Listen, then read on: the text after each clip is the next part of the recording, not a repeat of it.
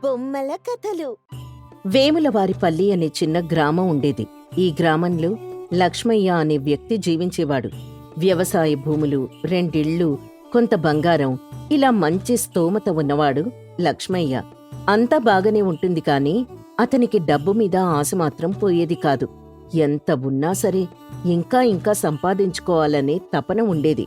ఓ రోజు లక్ష్మయ్య అతని భార్య శాంతమ్మతో, ఏమిటి శాంతమ్మా, ఏంటి కబుర్లు, ఏం చేస్తున్నావు? ఏమైంది మీకు? ఈవేళ ఇంత తీరిగ్గా మాట్లాడుతున్నారు? అదేంటి, నేను నీ భర్తని, నీ బాగోగులు తెలుసుకోవాలి కదా. సంతోషం, చాలా త్వరగానే గుర్తించారు. అబ్బా, ఏమిటి నీ బాధ? లేకపోతే ఏంటండి, మనకున్న చాలదు అన్నట్టు అసలు ఇంటి గురించి నా గురించి పట్టించుకోకుండా పని పని అంటూ తిరుగుతూనే ఉంటారు. మరి డబ్బు లేకపోతే మనకి సమాజంలో విలువ ఉండదే. చాలే చెప్పొచ్చారు. మనకిప్పుడు ఏం తక్కువని, ప్రశాంతంగానే ఉన్నాం కదా. సరే సరే, నీకెంత చెప్పినా అర్థం కాదులే. అన్నం వడ్డించు, బాగా ఆకలేస్తోంది అని ఆ సంభాషణను అక్కడితో ఆపేస్తాడు. ఆ మరుసటి రోజు ఇద్దరూ కలిసి పొలానికి వెళ్తారు.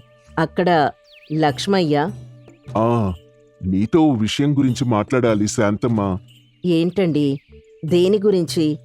మనం సాగు చేస్తున్న ఈ భూమి ఉంది కదా, దీన్ని పక్కూరి హర్నాథ్కి కౌలుకిస్తే బావుంటుందనిపిస్తోంది.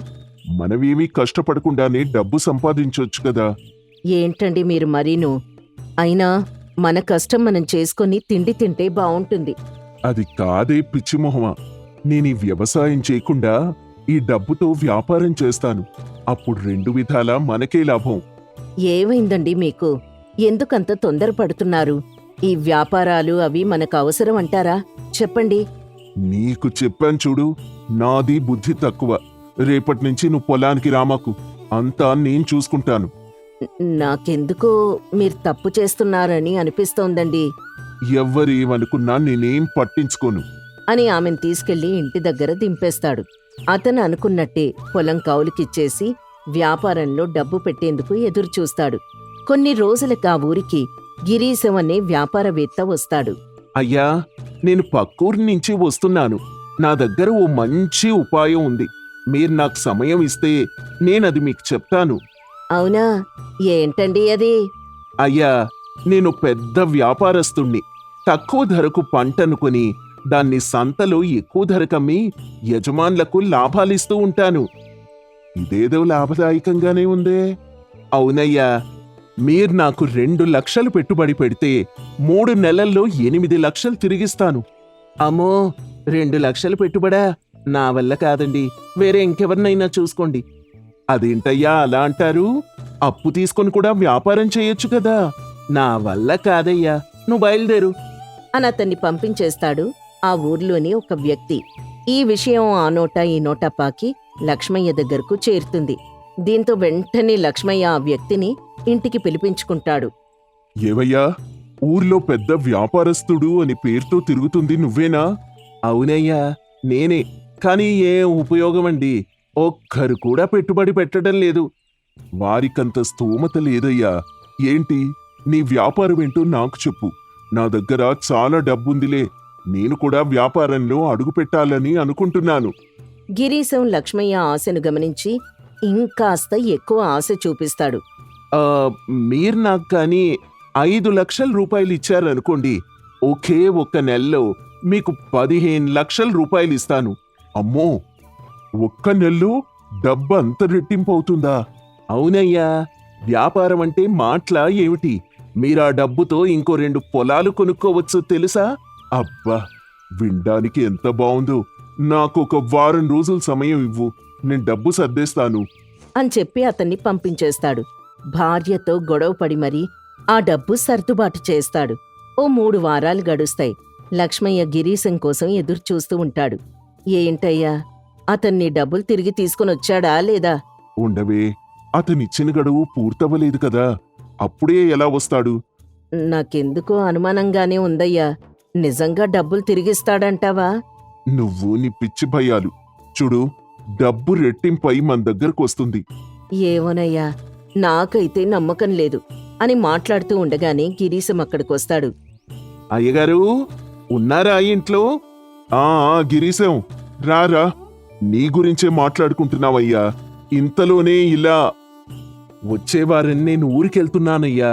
మీకిచ్చిన మాట నిలబెట్టుకోలేకపోయాను. నన్ను మన్నించండి. అయ్యయ్యో, డబ్బంతా పోయిందా? ఏవండి, ఏంటండి ఇది? అబ్బా, నువ్వుండవే, అతన్ని మాట్లాడినివ్వు. గిరీశం, ఏమైంది? నేను మీకు 15 లక్షలు ఇస్తా అని చెప్పాను, కానీ అవి 10 లక్షలే అయ్యాయండి. అంతే. ఓహ్, అంతేనా? మరేం పర్లేదులేవయ్యా, రెట్టింపయింది కదా, అది చాలు. ఇదిగో శాంతమ్మ, తీసుకెళ్లి లోపల పెట్టు అనంటాడు. ఈసారి గిరీశం అతనికి మరో ఉపాయం చెప్తాడు. అయ్యా, మీకు లాభం కలిగే మరో ఉపాయం ఉందండి నా దగ్గర. అవునా? ఏంటో త్వరగా చెప్పు.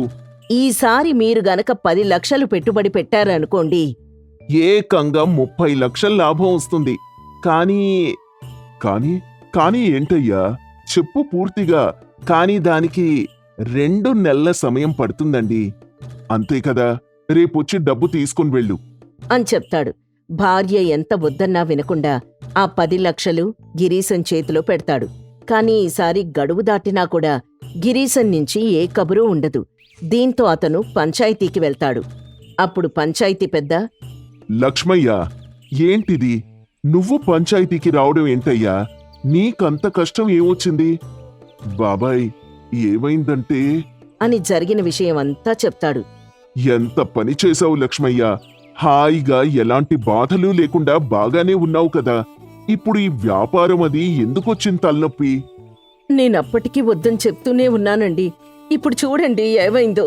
శాంతమ్మా, నువ్వు ఊరుకోమ్మా. ఏదో ఒక పరిష్కారం ఆలోచిద్దాం. ఏంటండి అంతా అయిపోయాక ఆలోచించేది? డబ్బంతా పోయింది. ఇప్పుడు ఏం చేయాలో అర్థమే కావడం లేదు. నువ్వుండు, నేను నా పక్క ఊరి స్నేహితుణ్ణి కనుక్కుంటాను. రేపు మళ్ళీ మనం ఇక్కడే కలుద్దాం అని చెప్పి వారిని పంపించేస్తాడు. అతని విచారణలో తేలిందేంటంటే గిరీశం జిల్లాలోనే మోసగాడిగా పేరు పొందినవాడు అని. దీంతో మర్నాడు పంచాయతీలో ఊరి పెద్ద ఇలా అంటాడు. లక్ష్మయ్య, నువ్వు ఆలోచించకుండా డబ్బిచ్చావు. ఇది ముమ్మాటికి నీ తప్పే. నేను లాభం వస్తుంది అనుకుని డబ్బిచ్చాను. అతనింత పెద్ద మోసగాడని అనుకోలేదు. డబ్బు పిచ్చి మనిషి వివేకాన్ని కప్పేస్తుంది. దాని మూలంగా నువ్వు నష్టపోయావు. అయ్యో, ఇప్పుడు మా డబ్బంతా పోయినట్టేనా? ఆ దొంగ ఈ దేశాన్ని వదిలి పారిపోయినట్టు చెప్పుకుంటున్నారమ్మా. ఇప్పుడు మన చేతిలో ఏమీ లేదు. మీరు చాలా ఆలస్యంగా బయటపడ్డారు. అయితే నా డబ్బంతా? దేవుడా, ఎందుకిలా చేశావు? చేసిందంతా చేసి ఇప్పుడు ఆ దేవుణ్ణని ఏం లాభం అయ్యా? మీ ఇద్దరు గొడవేమైనా ఉంటే ఇంటి దగ్గర చూసుకోండి. ఇక నుంచైనా జాగ్రత్తగా ఉండి లక్ష్మయ్య అని చెప్పి ఇంటికి పంపించేస్తాడు. డబ్బు పోవడంతో లక్ష్మయ్య శాంతమ్మ మధ్య తగాదాలు పెరిగాయి. తను తప్పు చేశానని అర్థం చేసుకున్నాడు లక్ష్మయ్య. మళ్లీ పొలాల్లో పనిచేయడం మొదలుపెట్టాడు. శాంతమ్మ, నేను చాలా పెద్ద తప్పు చేశాను కదూ. నీ మాట విననందుకు నాకీ శిక్ష పడాల్సిందే. ఇప్పటికైనా అర్థమైందా మన కష్టం మీద వచ్చింది నిజమైన సంపద అని? అవును శాంతమ్మ, నాకు డబ్బు పిచ్చి పట్టింది అని నువ్వు అంటూ ఉంటే అప్పుడు నాకు తెలియలేదు. ఇప్పుడున్నదంతా పోయాక అర్థమవుతోంది. సరేలే, పోతే పోయింది. ఇక బాధపడకు. ఇప్పటికైనా తెలుసుకున్నావు, అదే చాలు అని సర్ది చెప్తుంది. మెల్లగా అలా అప్పులన్నీ తీర్చేసి ఓ సాధారణ స్థితికి చేరుకుంటాడు. కాని ఆ మోసాన్ని మాత్రం మర్చిపోలేకపోతాడు. ఓ రోజు పంచాయతీలో లక్ష్మయ్యలానే ఓ వ్యక్తి మోసపోయాడని తెలుస్తుంది. ఏంటయ్యా నువ్విలా చేశావు? ఊర్లో నాకేం జరిగిందో తెలిసి కూడా ఇలాగే చేస్తావా? అతను నా స్నేహితుడు బాబూ, అందుకే నమ్మి అతని చేతిలో నా డబ్బు పెట్టాను. ఈ రోజుల్లో ఎవ్వరినీ నమ్మడానికి వీల్లేదు. డబ్బు పిచ్చి కళ్ళ గంతలు కట్టేస్తుంది. కష్టానికి మించిన లాభం ఈ లోకంలో లేదు. ఇప్పటికైనా మేలుకో.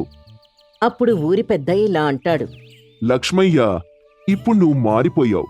ఆ మోసపోవడం నీకు మంచి పాఠం నేర్పింది. అవును బాబాయ్ అనంటాడు లక్ష్మయ్య. అలా ఊర్లో అందర్నీ అతను హెచ్చరిస్తూనే ఉంటాడు. డబ్బు పిచ్చి కంటే మనసు ప్రశాంతంగా ఉంటూ కష్టపడి సంపాదించిన కొద్దిపాటి లాభమే మంచిదని గ్రహిస్తాడు లక్ష్మయ్య.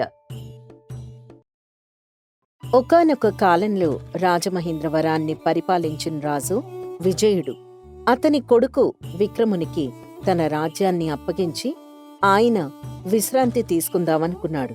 కాని తన కొడుకు తనలాగా రాజ్యాన్ని పరిపాలించగలడా లేదా అనే ఒక చిన్న సందేహంతో విక్రముణ్ణి నగర సంచారం చేసి నీతి, నిజాయితీ, జాలి, దయ, న్యాయం, చట్టం తెలుసుకుని రమ్మని ఒంటరిగా పంపించాడు. విక్రముడు దేశం మొత్తం పర్యటించి వివిధ నగరాల్లో వివిధ సమస్యల్ని కనుగొని తిరుగుతూ ఉండగా ప్రయాణం మధ్యలో ఒక అడవిలో విశ్రాంతి తీసుకుంటూ ఉన్నాడు. ఉన్నట్టుండి అతను నిద్రిస్తున్న చెట్టు విక్రముణ్ణి పిలుస్తుంది. విక్రమా, విక్రమా, నిద్రలే! విక్రమా, నిన్నే! నిద్రలే! విక్రముడు నిద్రలేచి అటూ ఇటూ చూస్తాడు. కంటికెవరూ కనిపించరు. అయినా పిలుపు వినిపిస్తూ ఉంటుంది. విక్రమా, ఇటు చూడు! నిన్నే! నిన్ను పిలిచేది నేనే విక్రమా! ఇటు చూడు! చెట్టులో నుంచి ఈ స్వరం రావడాన్ని గమనించి చెట్టు దగ్గరికి వెళ్తాడు విక్రముడు. ఓ వృక్షమా, నీవేనా నాతో మాట్లాడేది? అవును విక్రమా, నేనే నీతో మాట్లాడుతున్నాను. భళ్ళా, ఇంత పెద్ద వనంలో ఒక మాయా వృక్షం నాతో మాట్లాడుటయా? ఇది నిజమా లేక నిద్రలో నేను కంటున్న కలయా? విక్రమా, సందేహము వలదు. నీతో మాట్లాడుచున్నది నేనే. నా వద్దకు రమ్ము. విక్రముడు దగ్గరికి వెళ్ళాడు. ఓ మాయా వృక్షమా, నీవు నాతో మాట్లాడుట దేని కొరకు? నీకేమైనా తీరని కోరికలు ఉన్నాయా? లేక ఏ గంధర్వుడైనా నిన్ను శపించి ఇచ్చట బంధించాడా? నా సహాయం కోరి పిలిచావా లేక సంహరించేందుకు పిలిచావా? సహాయానికైనా సమరానికైనా నేను సిద్ధంగానే ఉన్నాను. విక్రమా, నీవు పొరబడుచున్నావు. నేను ఎదుటి వారికి సహాయం చేయుట కొరకే చెట్టులా జన్మించాను. నేను నిన్ను పిలిచినది నా కోసం కాదు, నీకు మేలు చేయుట కొరకే. అటులైనా నన్ను నీ వద్దకు ఎందుకు పిలిచితివి? అసలు నీవెవరు? నేను ఎదుటి వారికి సహాయం చేయుట కొరకే ఇచ్చట వృక్షము వలె జన్మించినాను. ఇప్పుడు నీకు సహాయం చేయడానికి నిన్ను పిలిచాను. నేను నీకు 3 వరాలు ఇవ్వదలుచుకున్నాను. ఏం కావాలో కోరుకు. నీవు ఏది అడిగినను నేను నీకు ఇచ్చెదను. అడగందే అమ్మైనా అన్నము పెట్టదు అని అంటారు. కాని నీవు పిలిచి మరీ వరాలు ఇచ్చదను అంటున్నావు. నిన్ను నమ్ముటయ్యలా? వరము అడిగి చూడుము. నీ కోరిక తీరకపోయినచో నన్ను నమ్మవద్దు. అటులైనా నేను నగర సంచారం చేయుచున్నప్పుడు నాకు కొన్ని పెద్ద సమస్యలే ఎదురైనవి. వాటిని నీ ద్వారా పరిష్కరించేందుకు నేను ప్రయత్నించెదను. నేను నీకు 3 వరాలు ఇచ్చెదను. నీ మొదటి వరాన్ని కోరుకు. నేను నగర సంచారము చేయుచున్నప్పుడు కొండవీడు అనే ప్రాంతమునకు వెళ్ళాను. అక్కడ నీరు లేక ప్రజలు నానా అవస్థలు పడుచున్నారు. తాగేందుకు గుక్కెడు నీళ్లు లేక ఊళ్లకు ఊళ్లు దాటి వారు కడవలతో నీళ్లు తెచ్చుకొనుచున్నారు. ఇక వ్యవసాయమందువా నేల మొత్తం బండరాళ్లతో మునిగిపోయినది. నీరు లేక పంటలు పండక అక్కడ జనం పరిస్థితి దయనీయంగా మారినది. నీటి కోసం, కూటి కోసం ప్రజలు ఆర్తనాదాలు చేయుచున్నారు. అలాంటి వారి ఆపద తీర్చగలిగితే మనం వారికి చాలా మేలు చేసిన వాళ్ళమవుదుము. ఇదే నేను కోరుకునే మొదటి వరం. తీర్చగలవా? తప్పకుండా తీర్చెదను. తథాస్తు అని చెట్టు అంటుంది. తథాస్తు అన్నావు అంటే నేను కోరిన వరం నెరవేరినదా? అది నాకెలా తెలుస్తుంది? నీవు కోరిన వరం నెరవేరినది. నీకు సందేహముగా ఉన్నచో కొండవీడు ప్రాంతానికి వెళ్ళి ఒకసారి పరీక్షించుము. వారికి నీటి సమస్య తీరినదో లేదో. కొండవీడు ఇక్కడికి చాలా దూరము. ఇప్పుడు నేనక్కడికి ఎలా వెళ్ళి రాగలను? నేను వెళ్ళలేను అని తెలిసి నా వరం నెరవేరినదని మాయమాటలు చెబుచున్నావా? విక్రమా, నేను మానవుల వలె మాయ మాటలు చెప్పేదానిని కాదు. ఇదిగో తీసుకో అని ఒక ఆకు విక్రమునికి ఇస్తుంది. దీనితో నేనేమి చేయవలెను? విక్రమా, ఆకుని నీ అరచేతిలో పెట్టుకొని కళ్ళు మూసుకొని పిడికిలి బిగించుము. కొద్దిసేపటి తర్వాత పిడికిలి తెరిచి కళ్ళు తెరిచి చూడుము. నీవు ఎచ్చటికి వెళ్ళాలని అనుకుంటున్నావు అచ్చటికి చేరుతావు. విక్రముడు ఆకుని అరిచేతిలో పెట్టుకుని కళ్ళు మూసుకుని పిడికిలి బిగిస్తాడు. తన అడవిలో మాయమై కొద్దిసేపటి తర్వాత కొండవీడులో ప్రత్యక్షమవుతాడు. విక్రముడు కొండవీడు వెళ్లేసరికి అక్కడ నీరు ఏర్లై పారుతూ ఉంటుంది. ఎటు చూసినా నీరే కనిపిస్తుంది. విక్రముడు ఆశ్చర్యపోతాడు. అటుగా వెళ్తున్న ఒక వ్యక్తిని ఆపి, తాత, ఇక్కడ ఏం జరిగినది? ఇంతకు ముందు నేనిక్కడికి వచ్చినప్పుడు నీరు లేక ప్రజలందరూ అవస్థలు పట్టని నేను చూశాను. ఈనాడు ఎటు చూసినా నీరే కనపడుతోంది. ఇక్కడ ఏం జరిగింది? ఏ దేవుడు కరుణించినాడు నాయనా? ఉన్నట్టుండి వర్షాలు పట్టం ప్రారంభించాయి. పడిన కొద్దిపాటి వర్షానికి మా ఊర్లోని కాలువలు, చెరువులు, బావులు అన్నీ నిండిపోయినాయి. కాని ఎవరికీ ఎటువంటి ప్రమాదం జరగలేదు. అందరం ఆశ్చర్యపడేలాగా మా పంట పొలాలన్నీ కూడా చిగురించి వికసిస్తున్నాయి. ఏ దేవుడు కరుణ చూపించాడో తెలియదు కాని మా ఊరికి కరువు మొత్తం తీరిపోయే రోజు వచ్చేసింది. తాత మాటలకు విక్రముడు ఆశ్చర్యపోతూ ఆనందపడతాడు. ఈ ఊరికి కరువు నివారణ జరిగిపోయిందని సంతోషపడతాడు. ఒకసారి ఊరు మొత్తం తిరిగి చూస్తాడు. తనకి నీట్లో ఆడుకుంటున్న పిల్లల చిరునవ్వులు, పంట చేలో చిందులు వేస్తున్న రైతన్నలు, ఆనందంతో ఉరకలు వేస్తున్న యువత కనిపించడంతో ఎంతో సంబరపడిపోతాడు. ఆనందంతో చెట్టు చెప్పిన విధంగా అరిచేతిలోని ఆకుని పిడికిల్తో మూసి కళ్ళు మూసుకొని మళ్లీ చెట్టు వద్దకొస్తాడు. ఆనందంతో చెట్టుతో ఇలా అంటాడు విక్రముడు, ఓ మాయా వృక్షమా, నీకు నా కృతజ్ఞతలు తెలియజేయుచున్నాను. కొండవీడులో కరువు పూర్తిగా మాయమైపోయినది. రాతి ప్రాంతమైన కొండవీడు జలకళతో వికసించుచున్నది. నేను చెప్పినది నిజమని ఇప్పటికైనా నమ్ముచున్నావా? నమ్ముచున్నాను. నీ మాట నేను నమ్ముచున్నాను. నా నుండి ఎటువంటి మేలు కోరుకోకుండా నీవు నాకు ఇచ్చిన ఈ వరానికి ఎంతో సంతోషించుచున్నాను. అటులైనా నీ రెండవ వరం కోరుకొనుము. విక్రముడు బాగా ఆలోచించి, తూర్పు దిక్కువైపు శాంతనపురమనే నగరమున్నది. ఆ నగరాన్ని పరిపాలించే రాజు మహాక్రూరుడు. ఆ రాజ్యంలో సిరి సంపదలకు కొదువలేదు. అన్ని వేళలా పంటలు పండుచున్నాయి. కూడు గూడు నీడకు ఎటువంటి లోటు లేనేలేదు. కాని ఆ నగరాన్ని పరిపాలించే రాజు వారితో అనవసరపు కప్పాన్ని కట్టించుచున్నాడు. నవ్వితే కప్పం, ఏడ్చితే కప్పం. చివరకు రాజ్యంలో ఎవరైనా మరణించినా వారి అంత్యక్రియలు జరిపించడానికి కూడా కప్పం కట్టవలసిందేనని ఆజ్ఞలు జారీ చేసినాడు. పాపం అక్కడి ప్రజలు, వారి నగరంలో ఉన్న శాంతి వారి జీవితాల్లో లేదని బాధపడుచున్నారు.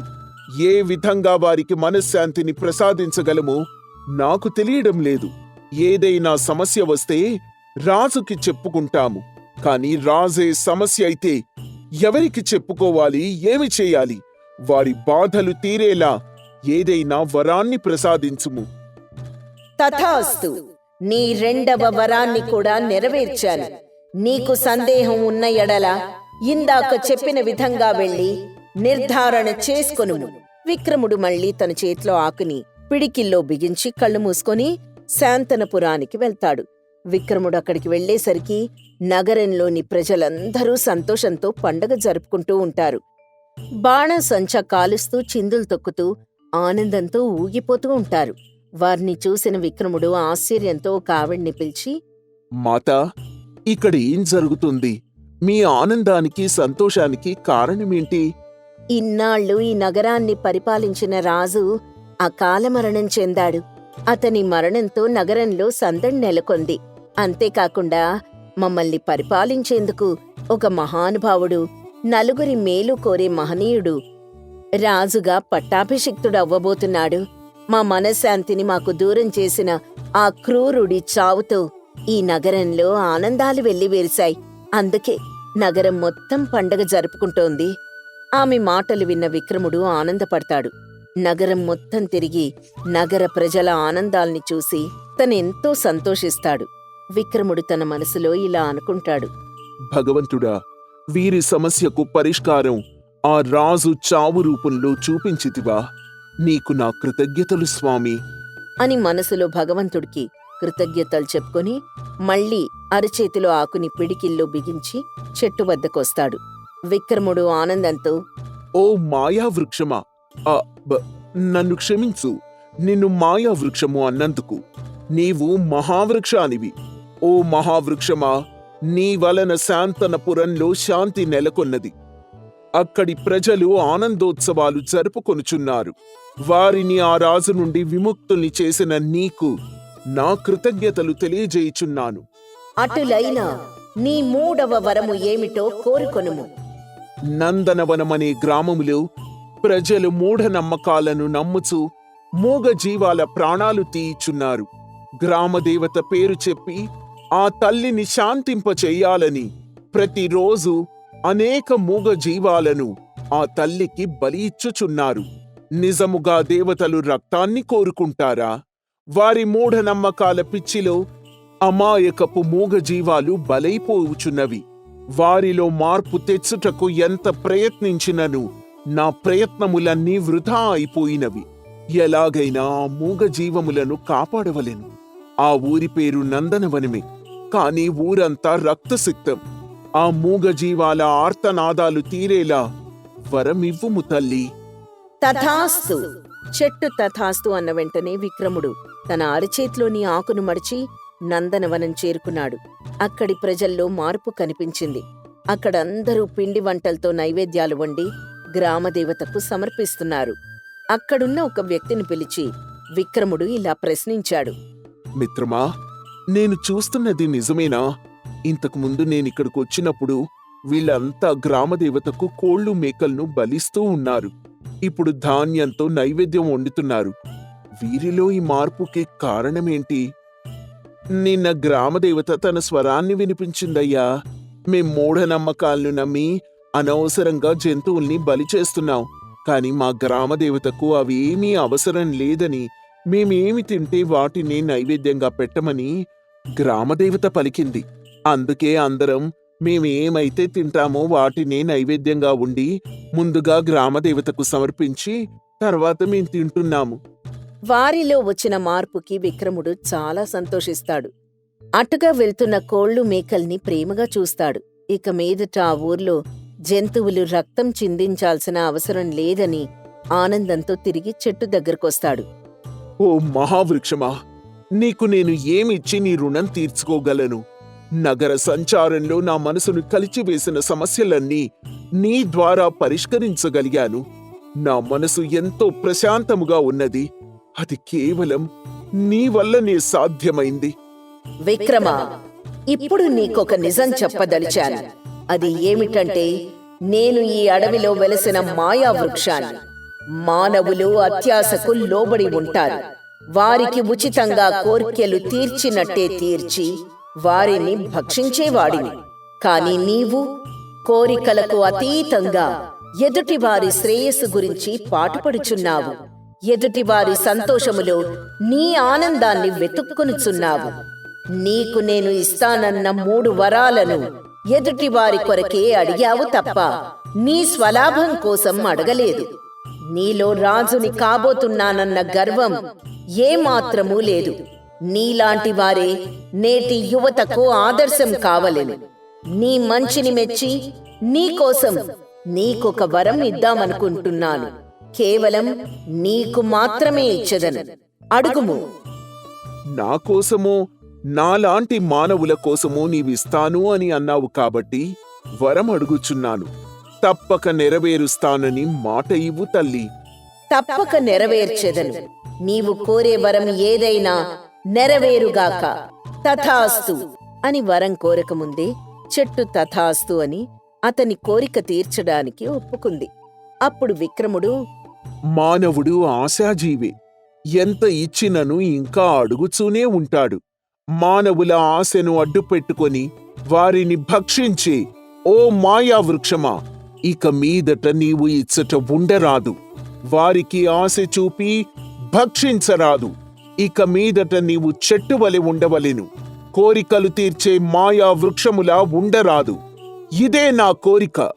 చెట్టు ముందుగానే తథాస్తు అండం వల్ల అక్కడ్నించి మాయమైపోతుంది. విక్రముడు తిరిగి తన రాజ్యానికి ప్రయాణం మొదలు పెడతాడు.